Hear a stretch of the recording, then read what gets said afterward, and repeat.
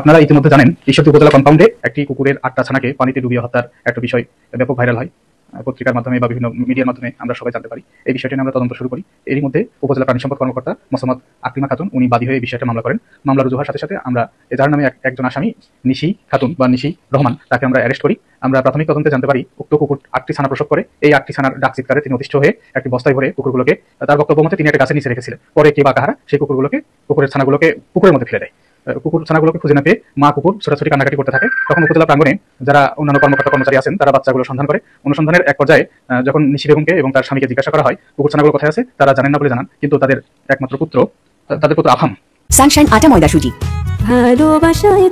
তিনি বলে যে আমার মা কুকুর ছানাগুলোকে বস্তায় ভরে পুকুরে ফেলে দিয়েছে। তার দেওয়া তথ্যের ভিত্তিতে উপজেলা পরিষদের মালি মোহাম্মদ জাহাঙ্গীর আলম উনি পুকুর থেকে কুকুর ছানাগুলোকে উদ্ধার করেন। এ থেকে আমরা ধরে নিতে পারি যে মূলত ওই উক্ত নারী নিশি রহমান তিনি এই হত্যাকাণ্ডের সাথে জড়িত থাকতে পারেন। আমরা বিষয়টি তদন্ত করছি। তদন্ত শেষ হলে আমরা পূর্ণ বিষয়টি আপনাদেরকে জানাতে পারবো।